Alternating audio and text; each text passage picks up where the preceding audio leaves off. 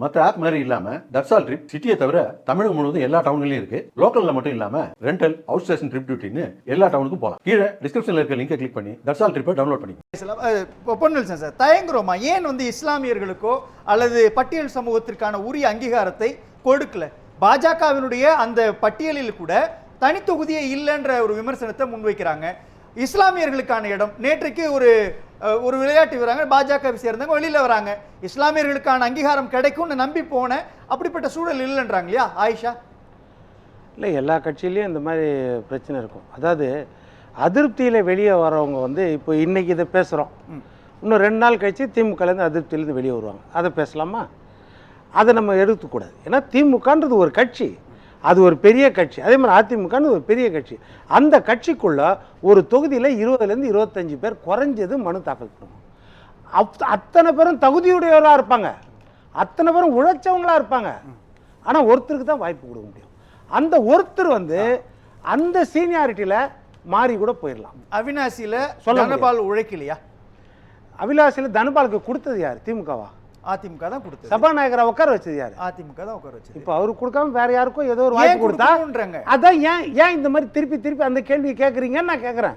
இப்போ நான் என்ன கேக்குறேன், இப்போ குப்பத்துல எம்பிக்கு இல்ல சார், நான் பண்ணையார் மனோநிலை நீங்க பேசுறீங்க, நாங்களா பார்த்து கொடுத்தோம். சார் அவரே பேசலாம், அப்போ அவரே பேசலாம். இல்ல அத தான் செய்யறாரு, அவரே பேச. நீங்க சொல்லிட்டீங்க, நான் பேசலாம். நான் பொறுமையா இருந்தேன். அதுதான் இப்போ நான் என்ன கேக்குறேன், நீங்க யாருன்னா கேட்டா அருந்ததி தனபால் அவர்களுக்கு எம்பி சீட்டு கொடுத்தாங்க. பெரிய அளவில் வெளியே தெரியாத ஒரு அடையாளம் தெரியாத ஒருவருக்கு பாராளுமன்ற உறுப்பினராக, அதுவும் எது ராஜ்யசபாவில் கொடுத்தாங்களா இல்லையா? கொடுத்த அழகு பார்த்தாங்களா இல்லையா? அவ்வளோதான். ஒரு கட்சி ஒருத்தருக்கு ஒரு வாய்ப்பு கொடுக்கும், இன்னொருத்தருக்கு ஒரு வாய்ப்பு கொடுக்காது. இப்போ நீங்கள் அமைச்சர்களே எத்தனை பேருக்கு கொடுக்கல? எத்தனை அமைச்சர்களுக்கு புரியுது எனக்கு. அப்போ அடுத்து என்ன சொல்றேன், இன்னைக்கு வெளியாகி இருக்கக்கூடிய இல்ல சார், இன்னைக்கு வெளியாகி இருக்கக்கூடிய 127 2ஆம் கட்ட பட்டியல்ல எத்தனை இஸ்லாமியர்கள் இருக்கிறாங்க? இஸ்லாமியர் ஒரு இஸ்லாமியர் இருக்காரு. 127 ஒரே இஸ்லாமியர் சார். சமூக நீதியா சார் இது? இல்ல, இன்னும் பட்டியல் வரப்போதில்லை. இன்னொன்னு தெரிஞ்சுக்கோங்க, இந்த அதிமுகவை பொறுத்த வரைக்கும் இந்த மாதிரி கோட்டா சிஸ்டத்தில் கொடுக்குற கட்சின்னு கிடையாது. எத்தனை பேர் இருக்கிறாங்க, யார் யார் தகுதி உடையவர்கள், யாருன்னா இஸ்லாமியர் தகுதி உடையவர், இவருக்கு தகுதி இருக்குது, ஆனால் இவரை ரிஜெக்ட் பண்ணாங்கன்னு இருந்தா நீங்க சொல்லுங்க. அந்த மாதிரி இருந்தால் சொல்லுங்க. இல்ல, அதுதான் தனபால் 2 முறை தொடர்ச்சியான அவினாசி தொகுதியினுடைய எம்எல்ஏ சார். தனபால் எம்எல்ஏவா இருந்திருக்கிறாரா இல்லையா? கடந்த காலங்களில் இருந்திருக்காரு. ஆனா அவர் கொடுத்தாகணும்ன்றீங்க நீங்க. அவர் கடைசி வரைக்கும் அவர் கொடுக்கணும், இல்ல பட்டியலில் வாய்ப்பு கொடுக்க கூடாதுன்றீங்க. நீங்க அதை தான் சொல்ல வரீங்க. அந்த இடத்துல பாஜக சொல்ல வரீங்க. அந்த இடத்துல பாஜக என்ன கேக்குறேன் சார், பாஜக போட்டி போட்டாலும் வேற யாருக்காவது என்ன பிரச்சனை இல்ல சார். என்ன கேக்குறேன், பாஜக ஒதுக்கிருக்கீங்க, ஏன் ஒதுக்க கூடாது? இப்போ திமுக அது மாதிரி ஒதுக்க மாட்டாங்களா? நாளைக்கு ஒதுக்கின பிறகு எடுத்துன்னு காட்டா அப்போ பேசலாமா? அது மாதிரி சொல்லுங்க. இப்போ கேரண்டி கொடுக்க முடியுமா? அந்த மாதிரி ஒதுக்கவே மாட்டாங்க. கேரண்டி கொடுக்க முடியுமா? உங்க அனுமதி போயிட்டு வரோம். கேரண்டி கொடுக்க முடியுமா? சொல்லுங்க சார். நீங்க இல்லைங்க, அவர்கிட்ட கேட்ட கேள்விக்கு பதிலே கிடையாதுங்க. இனிமேல் வர பட்டியல் பாருங்க, நாளைக்கு வர பட்டியல் இது செய்ய மாட்டாங்களா? அது பாருங்க.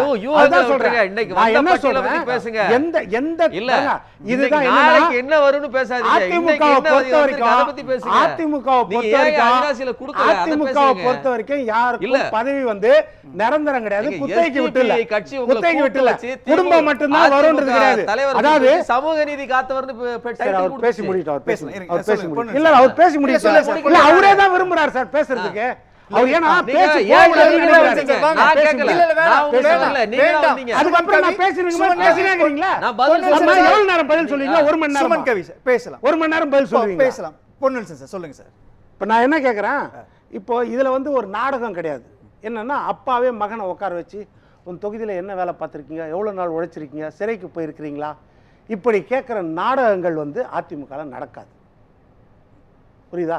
தலைவரே உட்காந்து மகனை உட்கார வச்சு கேள்வி கேட்குறது, இந்த மாதிரி நாடகங்கள் அவர் வெளியே பேட்டி கொடுக்குறது. இந்த மாதிரி இல்லை, என்னை கேள்வி கேட்டாங்க, உன் தொகுதியில் என்னென்ன செய்திருக்கிறேன்னு கேட்டாங்க, எவ்வளோ காலம் உழைச்சிருக்கேன்னு கேட்டாங்க, அதனால் அவங்க பார்த்து சொல்லுவாங்க அப்படின்ற மாதிரி நாடகம் அதிமுகலையும் மற்ற கட்சிகளையும் இருக்காதுன்னு சொல்ல வரேன் நான். கொடுப்பாங்க, அதாவது வாரிசுக்கு கூட சிலது கொடுப்பாங்க, ஆனா இந்த மாதிரி நாடகம் நடத்தி கொடுக்க மாட்டாங்க. இல்ல, அங்கதான் என்ன சொல்றாரு, நீங்க எப்படி கே செல்வகுமாருக்கு ஒரு சீட்டு ஒதுக்கப்பட்டது, அவர் யாருன்ற பின்னணியை கொண்டு நம்ம ஒரு விமர்சனம் வச்சாலும் அதே மாதிரியான ஒரு ஸ்ட்ரக்சர் தானே அதிமுகவும் கையில் எடுக்குது. அதிமுகவினுடைய ஆர்வி பரதனும் ஏறக்குறை அதே லிஸ்ட்ல தான் வராரு. திமுக ஒரு சீட்டு கொடுத்ததுன்னா அதுக்கு ஈக்குவலா அதே அடிப்படையில் ஒரு சீட்டை கொடுக்குறாங்க அப்படின்றதும், திமுகவுக்கு எதிராக அல்லது ஆர்எஸ்எஸ் அல்லது பாஜகவினுடைய சித்தாந்தத்தினுடைய அடிப்படையில் இஸ்லாமியர்கள் இல்லாத, பட்டியல் சமூகம் இல்லாத ஒரு இடத்தை உருவாக்கணும் அப்படின்ற இடத்தை நோக்கி அதிமுக ஹீல்ட் ஆகி ஒரு சீட்டை ஒதுக்குதா? சார் பிஜேபி கூட கூட்டணியில் இருக்கிறாங்க. நீங்க சொல்றது எப்படி இருக்கும்? அப்போ பிஜேபி கூட கூட்டணியில் இருக்கிறாங்க, பிஜேபிக்காக தனியாக சீட்டுங்களும் ஒதுக்குறாங்க. நீங்க சொல்றது வந்து அந்த கூட்டணியில் எதிரி பக்கம் இருக்கிறவங்களுக்கு நீங்க கொடுக்குறீங்களேன்னு கேட்குறீங்க. அதுதான் முரண்பாடு. மற்றபடி இன்னொன்று சொல்றேன். இப்போ தாவேக்கா வந்து இதை தான் பழி சொல்லுது. என்ன சொல்லுதுன்னா, அதிமுகவுக்கும் திமுகவுக்கும் ரகசிய உடன்பாடு இருக்குது பாருங்க, 16 அமைச்சர்கள் நிற்கிற வைக்கல, ஸ்டாலினும் எடப்பாடியும் பேசிக்கினாங்க. அப்படிதானே இருக்கு லிஸ்ட். அப்படிதானே அவர் சொல்றாரு. அப்படிதானே சார் லிஸ்ட். நான் லிஸ்ட் அப்படி இருந்தாலும் உண்மை அப்படி கிடையாதுன்ற நான் அதைத்தான் சொல்ல வரேன் சார். இப்போ அவர் அது உண்மைன்றாரு, நான் உண்மை இல்லைன்னு சொல்ல வரேன். ஏனென்றால் எந்த அமைச்சர் நிற்கிற இடத்துலயோ எந்த வேட்பாளர் வேணாலும் நிற்கலாம். கடந்த முறை சர்வ வல்லமை படைத்த துரைமுருகன் காட்பாடியில் நிற்கிறார். 20 ரவுண்டு வரைக்கும் பின்தங்கி இருக்கார். 786 ஓட்டு வித்தியாசத்தில் தான் ஜெயிச்சார். அவரை தோற்கடிக்க முயற்சி பண்ண அந்த நபர் பேர் தெரியுமா உங்களுக்கு? சொல்லுங்க. ராமுன்னு ஒருத்தர். அவர் யாருன்னே தெரியாது. ஜெயலலிதா அம்மா பர்கூர்ல சர்வ வல்லமைப்படுத்த ஜெயலலிதா அம்மா தேர்தல் காலம் வேற, இந்த காலம் வேற இல்லையா சார்? காமராஜர் சார் ஒரே ஒரு காமராஜரை தோற்கடிச்சது சீனிவாசன். எப்படின்னா ஒட்டன்சத்திரத்துல 6 முறை கண்டினியூஸா சக்கரபாணி தான் சார் ஜெயிக்கிறாரு. இப்போ வலுவான கேண்டிடேட்டை அதிமுக இனம் கற்றுக்கணும்ல. நீங்க என்ன பண்ணுனீங்க அந்த இடத்துல? எம்ஆர்கே பன்னீர்செல்வம் அங்க ஜெயிப்பாரு. எம்ஆர்கே பன்னீர்செல்வம் தோக்கலையா? இல்ல சார், கேண்டிடேட் நீங்க யார் தோக்கலையான்னு கேக்குறேன். இல்ல யார் சார் நீங்க தான் சார் சொல்றீங்க சக்கரபாணி தான் ஜெயிச்சிட்டு இருக்காருன்னு. அவரை யாரை வேணாலும் போட்டு அவரை தோக்கடிக்கிறதுக்கு பார்ப்பாங்க. நீங்க தான் அவர் தான் ஜெயிச்சிட்டு இருக்காருன்றீங்களா?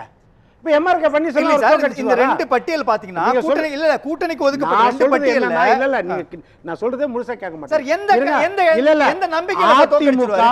எம்ஆர்கே பன்னீர்செல்வத்தையோ அல்லது தங்கம் தென்னரசுவையோ அல்லது வந்து மற்ற திமுகவுடைய அமைச்சர்களையோ எந்த புள்ளியில நீங்க போட்டிருக்கக்கூடிய கேண்டிடேட், அதிமுக போட்டிருக்க கேண்டிடேட் ஜெயிப்பாங்கன்னு சொல்லுங்களேன். இப்ப எத்தனை உதாரணம் சொன்னேன் நான்? இதுக்கு மேல என்ன சொல்றது?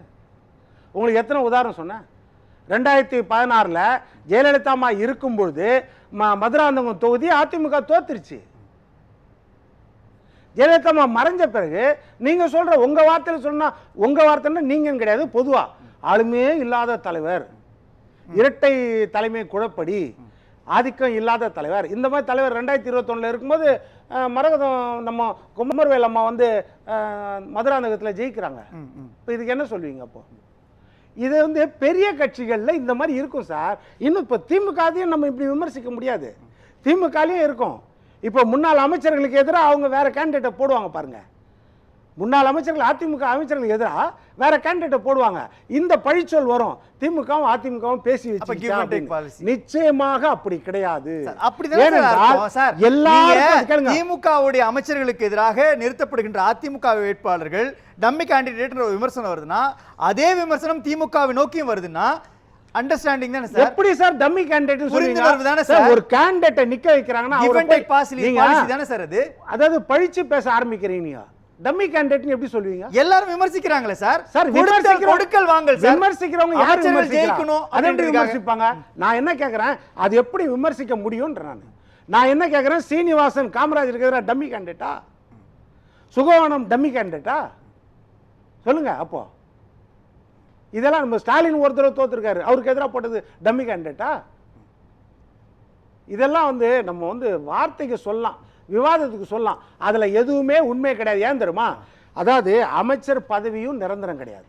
இன்றைக்கு அவர்கள் அமைச்சராக இருந்திருப்பாங்க, நாளைக்கு பார்த்தீங்கன்னா இன்னைக்கு திமுகலையும் அதிமுகலையும் எடுத்து சார் நீங்க ஒண்ணு வேணாம் சார், திமுக அதிமுக எடுத்துக்கோங்க சார். இப்போ இன்னாள் அமைச்சர்னு சொல்லாதீங்க, முன்னாள் அமைச்சர்கள் எத்தனை பேர் இருப்பாங்க? 100லேருந்து 150 பேர் இருப்பாங்க. இப்போ அவங்களுக்கு எதிராக வேட்பாளரை நிறுத்த முடியாதுன்னா அது சாதாரண ஆளை நிறுத்த முடியாது. இன்னொரு கோணம் இதுல இருக்கு இல்லையா சார்? அந்த கட்சியினுடைய கட்டமைப்புக்கு ஏற்ற மாதிரி தான் நிறுத்தப்பட்டதா? ஏசி சண்முகம் வட தமிழ்நாட்டினுடைய ஒரு ஆளுமையாக இருக்கிறாரு, அவரை கொண்டுட்டு போய் மதுரையில் ஒரு தொகுதி கொடுக்குறீங்க. இருக்கட்டும். இப்போ ஏசி சண்முகம் தனியாக நின்று ஜெயிக்கக்கூடிய ஆளா? அதாவது கூட்டணி ஓட்டுகள் எல்லாமே சேரணுமா இல்லையா? கூட்டணி ஓட்டுகள் எங்கெங்க செல்வாக்கு இருக்குதோ அங்கே. இப்போ நீங்கள் ஒரு கட்சிக்கு கூட்டணி கட்சி இருக்குதுன்னு வச்சுக்கோங்க, ஒரு உதாரணத்துக்கு சொல்கிறேன், ஒரு 12 சீட்டு கொடுக்கணும், அது திமுகவோ அதிமுகவோ, ஒரு 12 சீட்டு கொடுக்கணும் கூட்டணி கட்சிக்கு. என்ன செய்வாங்கன்னா 3 சீட்டு வந்து அவர்களுக்கு செல்வாக்குள்ள, அதாவது தனி செல்வாக்குள்ள இடம் 3 கொடுப்பாங்க. 3 வந்து அதிமுகவோ திமுகவோ அவர்களுக்கு செல்வாக்குள்ள இடம், அதை 3 கொடுப்பாங்க. ஒரு 3 சீட்டு எப்படின்னா இவங்க 2 கூட்டணி கட்சி, இப்போ சப்போஸ் பிஜேபின்னு வச்சுக்கோங்க, அதிமுக வச்சு உதாரணத்துக்கு சொல்கிறேன், திமுக சைட்லேயும் அதே மாதிரி தான். ஒன்று பிஜேபிக்கு செல்வாக்குள்ள தொகுதி 3 கொடுப்பாங்க, அதிமுகவுக்கு செல்வாக்குள்ள தொகுதியை 3 கொடுப்பாங்க. 3 தொகுதி அதிமுக பிஜேபி ரெண்டுமே கொஞ்சம் ஜெயிக்கிறதுக்கு டஃப்பான தொகுதியாக 3 கொடுப்பாங்க.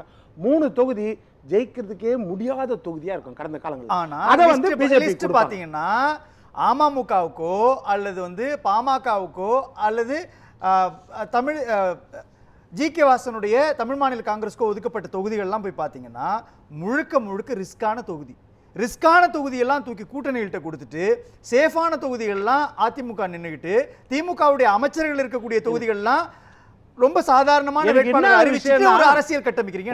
நம்ம 5 பேரை வச்சு விவாதிக்கிற ரீகனுக்கு தெரிஞ்ச அளவு கூட அமமுக முன்னேற்ற தலைவர் எனக்குமே தெரியாது சார். நீங்க கேள்வி கேக்குறீங்க, நான் பதில் சொல்றேன். நான் பதில் சொல்றதை கேட்டுக்கோங்க என்னன்னு சொல்லிட்டு. டிடிவி தினகரன் அந்த தலைவருக்கு தெரியல அதை பற்றி. அதே மாதிரி அவ்வளவு வல்லமை படைத்த மூப்பனாரின் மகன் ஐயா வாசனுக்கு தெரியலன்றீங்க. இது எப்படி அவங்க ஏற்று நிக்கிறாங்கன்னா நல்லா தெரியும். ஒரு தொகுதி எடுத்துக்கலாம், அவங்க ஏற்று நிக்கிறாங்க சார். அந்த தொகுதியில ஜெயிக்க முடியும்ன்ற நம்பிக்கை இருக்குதால தான் சார் நிக்கிறாங்க. புரியுது. நிர்பந்தம்ன்றாங்க சார். நிர்பந்தம் சொன்னது சார். கும்பகோணத்துல கண்டினியூஸா 6 முறை சார் சொல்றீங்க சார். எதுக்கு சொல்றீங்க? 6 முறை திமுக வந்து அதிமுக பலவீனப்படுத்துறதுக்கு, அதிமுக கூட்டணி பலவீனப்படுத்துறதுக்கு இந்த வார்த்தை இல்ல சார். சார் வெளியே வந்து சொல்றவரே சொல்றாரு சார். என்னன்னு சொல்றாரு? இது வரைக்கும் அவர் கூட்டணி பேச்சுவார்த்தையிலையும் சொல்லல நாங்க கேட்ட தொகுதிகளை கொடுக்கலன்னு. பேச்சுவார்த்தை நடத்தின்னு இருக்கிறோம், ஆனா சங்கடமா இருக்குது அப்படின்னு திமுக கூட்டணியில் சொன்னாங்க பாருங்க. அந்த மாதிரி கூட எந்த வார்த்தையும் பயன்படுத்தல. வெளியே வந்த பிறகு சொல்றாங்க நாங்க கேட்ட தொகுதிகள் கொடுக்கப்பட்டது, இதுதான் பேசுறாங்க. இதையும் மீறி நான் சொல்றேன், சங்கடங்கள் இருக்குதுன்னு சொல்லுவாங்க கட்சிகள், திமுக கூட்டணியும் சொல்லுவாங்க. ஆனா அது சங்கடங்களா இருக்காது. விரும்பிய தொகுதிகள் சிலது கிடைக்காம போவோம். எல்லா கூட்டணியும் அப்படிதான், எல்லாருக்கும் அப்படிதான். இன்னைக்கு அதிமுக தொண்டர்களை கேளுங்க, அதிமுக நிர்வாகிகளை கேளுங்க, நீங்க விரும்பிய தொகுதி உங்க கட்சி கிடைச்சது இல்லங்க, எல்லாத்தையும் தூக்கி பிஜேபி கொடுத்துட்டாங்க, எல்லாத்தையும் தூக்கி அம்மா மக்கள் முன்னேற்றி கொடுத்துட்டாங்க சொல்லுவாங்க. இதேதான் திமுகலையும் சொல்லுவாங்க. ஆனா அதை நம்ம எதிர்பார்க்க முடியாது. நீங்க வந்து அதாவது போஸ்ட் எலெக்ஷன்ல இதை அனலைஸ் பண்ணீங்கன்னா ரைட்டு, இந்த தொகுதியில இவரை நிக்க வச்சிருந்தா ஜெயிச்சிருக்கலாம், இதை ஏன் விட்டு கொடுத்தாங்க அப்படின்னு பேசினா ரைட்டு. இப்பவே நம்ம சொல்றோம் ப்ரீமெச்சூர்டா கூட இருக்கட்டும் சார். ஒரே ஒரு கேள்வி சார். 6 முறை கும்பகோணம் சட்டமன்ற தேர்தலில் திமுக தான் ஜெயிச்சிருக்குது.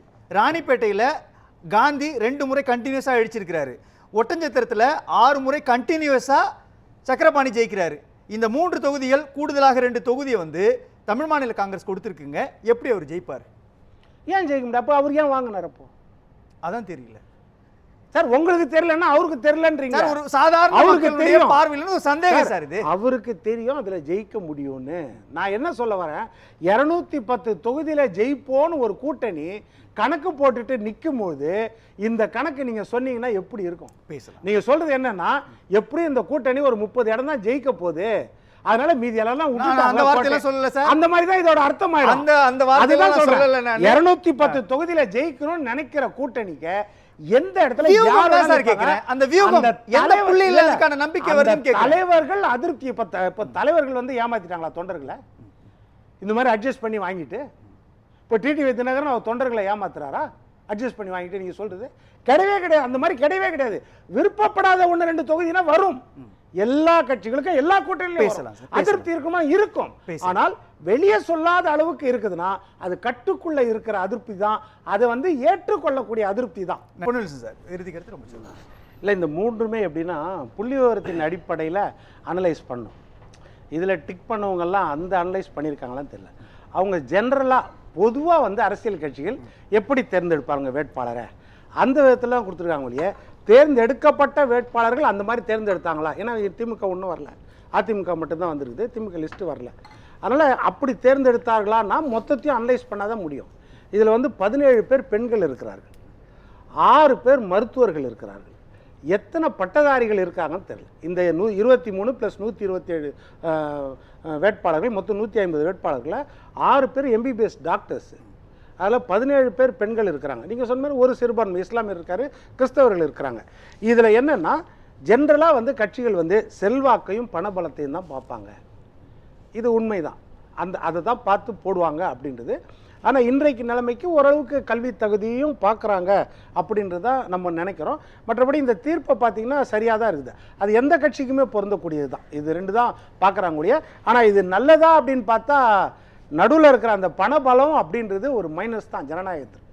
ஏன்னா அந்த பணபலத்தை பார்த்தே வந்து நம்ம கொடுக்கணும்னு நினச்சா இன்றைக்கு அந்த பணநாயகம் வெல்லும், ஜனநாயகம் தோற்குன்ற நிலைமைக்கு நம்ம போயிடக்கூடாது அப்படின்றது தான். ஆனால் மக்கள் பார்வை இதை விட கொஞ்சம் இன்றைக்கி தெளிவாக இருக்குது. என்னென்னா பணம் வாங்கினாலும் சரி, 1000மோ 2000மோ எந்த கட்சி கொடுத்தாலும் சரி, இதை வாங்கி கொண்டு இது என்னுடைய பணம் தான் அப்படின்னு முடிவெடுத்து 100% பேர் தான் விரும்புகிற கட்சிக்கு தான் போடுறாங்க. நீங்கள் ஒரு 10% ஒரு நெக்லிஜிபிள் அமௌண்ட் வந்து அதற்கு அடிமையாக இருக்கிறாங்க அப்படின்றதும் உண்மைதான், கசப்பான உண்மைதான். அதுவும் மாறணும் இந்த காலத்துக்கு ஏற்ற மாதிரி. நன்றி சார். சோமு சார்.